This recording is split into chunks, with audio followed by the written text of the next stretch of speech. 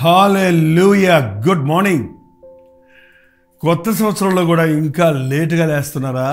రండి, మరి 7 గంటలు అయింది కదా. దేవుని మాటలు ధ్యానిద్దాం. ఒక నిబంధన చేసుకున్నాం కదా, దేవుని వాక్యము చదవకుండా, ఆయన వాక్యం వినకుండా, ఆయనతో మాట్లాడుకోకుండా ఈ సంవత్సరంలో మరి ఏ పనులు నేను చేయనని ఇలా చేసి చూడండి. అప్పుడు మనం చేయనదంతా సఫలమవుతుంది అన్నది మీరే అనుభవపూర్వకంగా తెలుసుకుంటారు. రెండో చిన్న ప్రార్థన. పరిశుద్ధుడా, నీకు వందనములయ్యా. ఈ నూతన సంవత్సరంలో మమ్మల్ని ప్రవేశింపజేసి ఈ 2వ రోజులోనికి మమ్మల్ని నడిపించావే.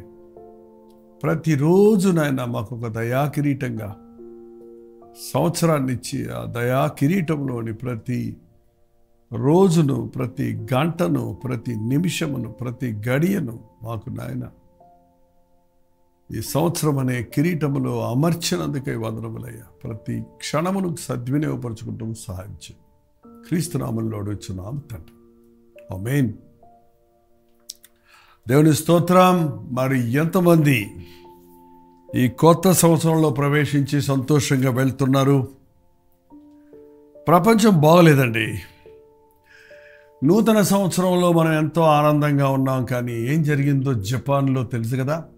భయంకరమైన భూకంపం కలిగి మనుషులు నిద్రపోతుండగానే ఎక్కడ ఇల్లులు అక్కడ కూలికిపోవటం, ఎంత గలిబిలి, ఎంత గదరగోళం, ఎంతమంది మరణించటం, ఎంతమంది గాయపడటం, ఎంత భయాందోళన కలుగజేయటం చూస్తున్నాం. దేవుని కృపలో మనం సురక్షితంగా ఉన్నామంటే అందును బట్టి ఎంతగానో ప్రభువుని మనం స్తుతించాలి. ఈ దినములు చెడ్డవి గనుక మనం సమయాన్ని పోనీయక సద్వినియోగపరచుకోవాలని దేవుడు వాక్యం సెలవిస్తుంది. ఈ కొత్త సంవత్సరంలో ఒక నూతనమైన నిబంధనతో, నిర్ణయముతో దేవుని కొరకు బ్రతకాలని మనం నిర్ణయించుకోవాలి. నిర్ణయించుకున్నారా ఇంకా లేదా? మా చర్చ్లో అయితే 31st నైటే ఎర్లీ మార్నింగ్ 1 o'clock కొత్త సంవత్సరంలో ప్రవేశించిన వెంటనే ప్రతి ఒక్కరూ తీర్మానాలు చేసుకున్నాం.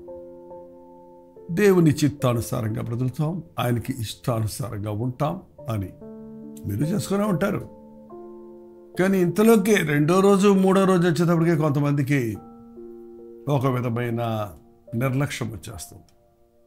చూడండి, ఏ రోజుకు ఆ రోజు దేవునితో సహవాసం చేయటం మనకి చాలా ప్రాముఖ్యం. కొత్త సంవత్సరం వచ్చిందన్న సంతోషంతో సరిపెట్టుకోవడం కుదరదండి. క్రొత్త జీవితాన్ని మనం కలిగామా? క్రీస్తులోనికి వచ్చిన వాడు నూతనమైన వ్యక్తి. ఆయన రక్తములో కడగబడిన తర్వాత మనం శుద్ధులమవుతాం, పరిశుద్ధులమవుతాం.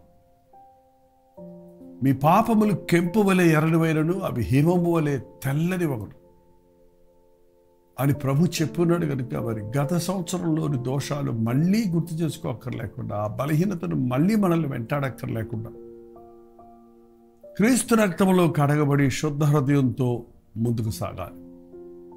కొరింథీయులకు రాసిన 2వ పత్రిక 5వ అధ్యాయం 17వ వచనంలో, కాగా ఎవడైనా క్రీస్తునందున్న యెడల వాడు నూతన సృష్టి, పాతవి గతించను, ఇదిగో సమస్తమును క్రొత్తవాయను. ఎవడైనను క్రీస్తు యేసునందున్న యెడల వాడు నూతన సృష్టి, కొత్త సృష్టి. పాతవి గతించను, సమస్తమును కొత్తవాయను. ఆ కొత్తదనాన్ని, ఆ ఫ్రెష్నెస్ని, ఆ వ్యత్యాసాన్ని మీ జీవితంలో అనుభవిస్తున్నారా? యేసుక్రీస్తుని మన రక్షకుడిగా అంగీకరించినప్పుడు మనకి నూతన హృదయం ఇస్తాను, నూతన స్వభావాన్ని మీకు కలుగు చేస్తానని ప్రభు చెప్తున్నాడు. ఆ పాత రోత హృదయం, పాత ఆలోచనలు, పాత తలంపులు, పాత పాపములు, చెడిపోయిన, పాడైపోయిన, మోసకరమైన, ఘోరమైన వ్యాధి కలిగిన ఆ పాప హృదయం నుండి మనకి విడుదలిచ్చి ప్రభు కొత్త హృదయాన్ని ఇస్తారంటున్నాడు. హృదయంలో నుండి మనం చేసే తీర్మానాలు, నిర్ణయాలు అన్నీ జరిగేది అదే కేంద్రం. మనం ఏమై ఉన్నామో మన మనసులో అదే మన నిజమైన వ్యక్తిత్వం. మన హృదయం సరిగా ఉంటే మన బ్రతుకు సరిగా ఉంటుంది. పైపైన చక్కబెట్టుకోవడానికి ప్రయత్నిస్తున్నాం, కానీ హృదయాన్ని చక్కబెట్టుకుంటే అన్నీ చక్కగా ఉంటాయి. అనేకుల జీవితాల్లో హృదయానికి సంబంధించిన భక్తిని ఆచరించటం లేదండి. ఒకసారి సాధు సుందర్ సింగ్ అనే భక్తుడు హిమాలయాల్లో ప్రయాణిస్తున్నప్పుడు ఒక వ్యక్తి తన చేతిని ఎత్తి పెట్టుకొని తపస్సు చేస్తున్నాడట. ఆ చెయ్యి రక్త ప్రసరణ లేక ఎండిపోయి ఉంది. సుందర్ సింగ్ గారు ఆయన దగ్గరికి వెళ్ళి, అయ్యా ఆ చెయ్యి ఎండిపోయిందండి, ఎందుకు అలాగా దాన్ని శిక్షిస్తున్నారు అని అడిగితే, ఈ చెయ్యి మంచిది కాదు, ఇది చాలా మందికి హాని చేసింది, చాలా మందిని బాధ పెట్టింది, చాలా తప్పుడు పనులు చేసింది, అందుకని నీ చెయ్యి నేను శిక్షిస్తున్నాను అన్నాడట. అందుకు సుందర్ సింగ్ అన్నాడు, కాదండి, చెయ్యి మంచిది కాకపోవటం కాదు, హృదయం మంచిది కాదు. హృదయము సరిగా ఉంటే మీ అవయవాలన్నీ సరిగా ఉంటాయి, మీ ప్రవర్తన అంతా సరిగా ఉంటుంది. మనిషికి మోసకరమైన ఘోరమైన హృదయం ఉందని బైబిల్ చెప్తుంది. మన హృదయాన్ని బాగు చేయడానికే యేసుప్రభు ఈ లోకంలోనికి వచ్చాడు. నా కుమారుడా, నీ హృదయం నాకు ఇమ్మని అందుకే ఆయన అడుగుతున్నాడు. యేసుప్రభువుని మీరు అంగీకరించండి మీ హృదయంలోనికి అని చెప్పబోతుంటే ఆయనకి చాలా కోపం వచ్చింది. యేసుప్రభు గురించి నా ముందు ఎత్తొద్దు, అది కాదండి, నేను చెప్పేది కొంచెం వినండి, నాకు కోపం వస్తుంది, చెప్పొద్దు అంటున్నాను కదా, అది కాదండి అని ఇంకా ఏదో మెల్లగా దీనంగా సుందర్ సింగ్ చెప్పబోతున్నా కూడా ఆయన కోపం వచ్చి ఆ రెండో చేతితోటి సుందర్ సింగ్ని దవడ మీద కొట్టాడట. అందుకు సుందర్ సింగ్ బాధపడకుండా ఆ దవడ తుడుచుకుంటూ, అయ్యా ఆ చెయ్యి చెడ్డదన్నారు కదా, మరి ఈ చెయ్యి సంగతి ఏంటి? అంతే కదా, ఈ చెయ్యిని కూడా ఎండబెట్టుకుంటారా? ఒకవేళ రెండు చేతులు ఎత్తి పెట్టుకుంటే కోపం వస్తే కాలెత్తుతారేమో. ఏంటండి, నేను ఒకసారి ఒక కుష్టి రోగి కాళ్ళు చేతులు కూడా తినేసాయి, మోకాళ్ళ దగ్గర నుంచి మోచేతుల దగ్గర నుంచి మొండెంగా ఉన్నాడు అంతే. ఆయన భార్య కాబోలు ఆమె కూడా కుష్ఠరోగే, అతని బండిలో కూర్చోబెట్టుకొని తోస్తా ఉంది. ఆ కాళ్ళు చేతులు లేని మొండెంగా ఉన్న ఆ కుష్ఠరోగికి కోపం వచ్చింది ఆమె మీద. ఎలా ఎగిరిపడుతున్నాడో తెలుసండి, ఆ కుర్చీలో నడిపిస్తుంది ఆమె, పాపం తోసుకొస్తుంది ఆమె, కానీ కోపంతో రెచ్చిపోయి ఇష్టం వచ్చినట్టుగా అరుస్తున్నాడు. హృదయం సరైతేనే మన అవయవాలు సరవుతాయండి. నీ హృదయం దేవునితో సరిగా ఉన్నప్పుడు నీ ప్రవర్తన చక్కగా ఉంటుంది. హృదయం నిండి ఉన్న దాన్ని బట్టే నోరు మాట్లాడుతుంది. మన హృదయంలో దేవుని వాక్యాన్ని నింపుకుంటే మన మాటలు వాక్య సంబంధమైనవిగా ఉంటాయి, వాక్య సారాన్ని కలిగినవిగా ఉంటాయి. ఈ రోజున కొత్త సంవత్సరం వచ్చింది, కానీ నీ హృదయం మారిందా? ఎవడైనా క్రీస్తు యేసునందు ఉన్నాడో వాడు నూతన సృష్టి, పాతవి గతించిన, ఇదిగో సమస్తమును కొత్తమాయ. అవును, మీరు ఎప్పుడన్నా ఒక గొంగళి పురుగును చూసారా? చూడటానికి చాలా అసహ్యంగా ఉంటుంది, బూడిద రంగులో ఉంటుంది, ముళ్ళుగా ఉంటుంది, మునగ చెట్ల మీద అక్కడ తిరుగుతుంటుంది, ఎవరు దాన్ని ఇష్టపడరు. కానీ అదే గొంగళి పురుగు చిన్న గూడు కట్టుకొని కొన్ని రోజులు తనను తాను మూసుకొని కనిపెడుతున్నప్పుడు, ముక్కుతున్నప్పుడు, మూలుగుతున్నప్పుడు ఆ గొంగళి పురుగులో నుండి ఏమొస్తుందో తెలుసండి? బటర్ఫ్లై, సీతాకోకచిలుక అంటాం మనం. బటర్ఫ్లై చూసారా ఎంత మనోహరంగా ఉంటుందో? పిల్లలకే కాదు, పెద్దలకు కూడా అది హృదయానికి ఆహ్లాదకరంగా ఉంటుంది. ఎందుకంటే అవి రంగురంగులు రెక్కలేసుకొని ఉంటుంది, అది చక్కగా ఎగురుతూ ఉంటుంది, చూడ ముచ్చటగా ఉంటుంది. ఇదే గొంగలి పురుగు సీతాకోకచిలుకగా మారింది అంటే మీరు నమ్ముతారా? అది ఎట్లా కుదురుద్దండి? అది బూడిద రంగు, ముళ్ళు, చూడటానికి అసహ్యంగా ఉంది. ఇది రంగురంగులుగా ఉంది, రెక్కలు ఉన్నాయి, ఎగురుతుంది, అది మురికి తింటుంది, ఇది పుష్పాల్లోని మకరందాన్ని చురుకుంటుంది, దానికి దీనికి పోలికలే లేవే అంటారు. అదే మరి యేసు ప్రభువు ఎరిగిన తర్వాత మన జీవితంలో అలాంటి మార్పు కలుగుతుందండి. అసహ్యమైన వాటి యందు ఆనందిస్తున్న నువ్వు అల్లరితో కూడిన ఆటపాటలు, మూవీస్, సెల్ ఫోను, అందులో ఉన్న గత్తర పెత్తర అంతా ఏంటంటో ఎంత ఆశతో చూస్తుంటారు కదండి. పాపమునకు బానిసలైపోయినారు, పాపాన్ని వెతుకుతుంటారు. అయితే ఒక వ్యక్తి యేసుప్రభువుని నమ్ముకున్న తర్వాత అలాంటి వాటికి జోలికి పోవడం అసహ్యం. ఎలాగో ఒక సీతాకోకచిలుక నందనవనాల్లో ఉంటుందో, పుష్పాల్లోని మకరందాన్ని జుర్రుకుంటుందో, అలాగా యేసుప్రభువుని ఎరిగిన మనం పవిత్ర హృదయులై ప్రభువునకు ప్రార్థన చేయు వారితో కూడా నీతిని, ప్రేమను, సమాధానమును, విశ్వాసమును వెంటాడేవారిగా ఉంటాం కానీ పాత రోత జీవితాన్ని ఆశించేవారిగా ఉంటాం. దేవుని వాక్యములోని మకరందాన్ని దావీదు అన్నాడు, నీ మాట నా నోటికి జుంటె తేనె దారంలాగా ఉంది, ఎంత మధురమైనదిగా ఉంది. దేవుని యందు ఆనందించేవారిగా ఉంటాం, దేవుని వాక్యం యందు ఆనందించేవారిగా ఉంటాం. మనం అసహ్యకరమైన స్థలాలకు వెళ్ళము, త్రాగుడు స్థలాలకు, వ్యభిచార స్థలాలకు, అపవిత్ర స్థలాలకు, చీకటి స్థలాల్లో సంచరించేవారిగా ఉండం. కానీ దేవుడిని మహిమపరిచే పవిత్రమైనటువంటి దేవాలయంలోనూ దేవుని సాక్షులుగాను, దేవుడిని మహిమపరిచేవారిగాను ఉండగలుగుతాం.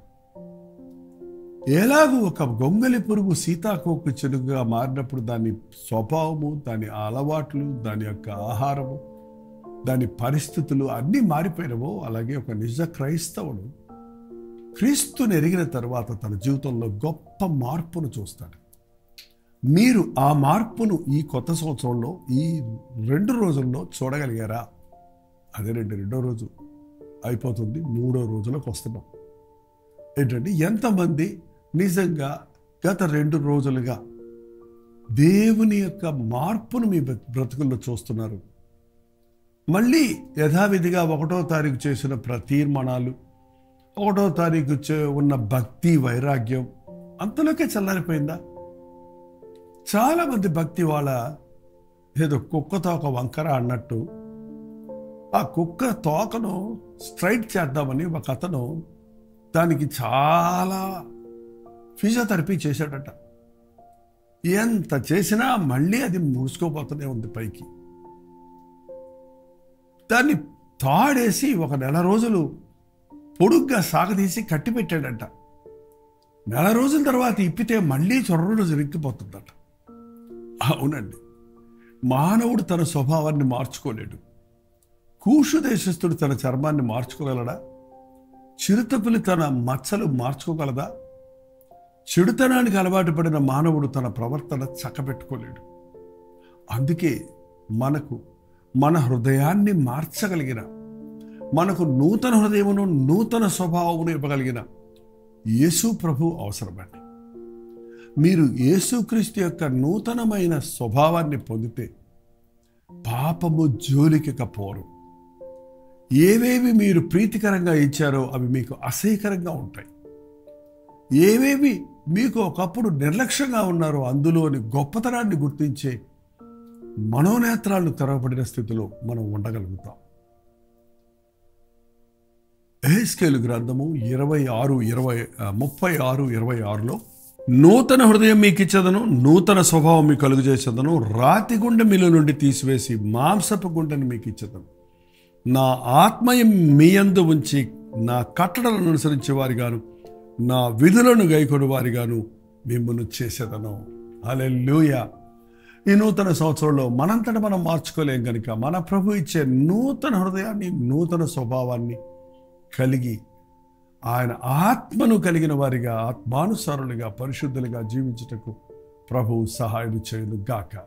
ప్రార్థన. పరిశుద్ధుడ, ప్రేమగల తండ్రి, మరొకసారి నాయన నీ పాదముల దగ్గరకు వస్తున్నాం. ఈ నూతన సంవత్సరంలో మేము ముందుకు సాగుతుండగా పాతవేవి మమ్మల్ని వెంటాడకుండానట్లు నీ ఆత్మను మా హృదయంలో ఉంచి నీ వాక్యానుసారంగా మా అడుగులను స్థిరపరచు. మా పాత స్వభావము పాతిపెట్టబడిందని, క్రీస్తుతో నూతన స్వభావాన్ని కలిగిన వారిగా సాగుతూ ఈ నూతన సంవత్సరంలో నిన్ను మహిమపరచుటకు, నీకు ఇష్టలుగా ఉండుటకు, ఈ లోకానికి వెలుగుగా ఉండుటకు అనుదిన ధ్యానంలో ఏకీభవిస్తున్న ప్రతి ఒక్కరికి నీ సహాయం చేయమని క్రీస్తు నామములో అడుగుచున్నాను తండ్రి. ఆమేన్. తండ్రి అయిన దేవుని యొక్క ప్రేమయు, కుమారుడైన క్రీస్తు యొక్క కృపయు, ఆదరణకర్త అయిన పరిశుద్ధాత్మ యొక్క సహవాసములు కూడి వచ్చిన మనందరికీ ఇప్పుడు సదాకాలము తోడైండును గాక. ఆమేన్. దేవుని స్తోత్రం. దేవునితో సహవాసం కలిగి ఉండండి. మీ ప్రార్థన అవసరతలు, భారాలు, ప్రయోజన రిపోర్ట్స్ 9540 నెంబర్కి, మీరు ఇతర దేశాల్లో ఉంటే 91001008 నెంబర్కి ఎప్పటికప్పుడు ఒక టెక్స్ట్ లేక వాయిస్ మెసేజ్ ద్వారా వాట్సాప్ పంపిస్తూనే ఉండండి. మేము మీకోసం ప్రార్థిస్తూనే ఉన్నాం. దేవుడు తప్పక మనకు జవాబులు ఇస్తాడు. మీరు కూడా విశ్వాసంతో ప్రార్థించండి. ప్రతిరోజు 7 గంటలకు అనుదిన ధ్యానం, 3 గంటలకు హెచ్చరిక, 9 గంటలకు కలువరి ప్రధ్వని, తెల్లవారుతాం 12 గంటలకి మన్నా మనకు యూట్యూబ్లో, అలాగే ఫేస్బుక్లో, 6 గంటలకి అనుదిన మన్నా, 6 గంటలకి సాయంత్రం దిద్దుబాటు, మధ్యాహ్నం ఒక షార్ట్ మెసేజ్, ఇంకా అనేకమైన ఇంట్రెస్టింగ్ నిజ సంఘటనలు, సాంగ్స్ మీకోసం పోస్ట్ చేస్తున్నాం. డాక్టర్ జైపాల్ యూట్యూబ్ ఛానల్ మీరు ఇంకా సబ్స్క్రైబ్ చేసుకోకపోతే సబ్స్క్రైబ్ చేసుకోండి. ఎప్పటికప్పుడు మీకు ఇంటిమేషన్లు వస్తుంటాయి. ప్రతిసారి మీరు కార్యక్రమాన్ని విన్నాక లైక్ చేయటం మర్చిపోవద్దు, షేర్ చేయటం మర్చిపోవద్దు.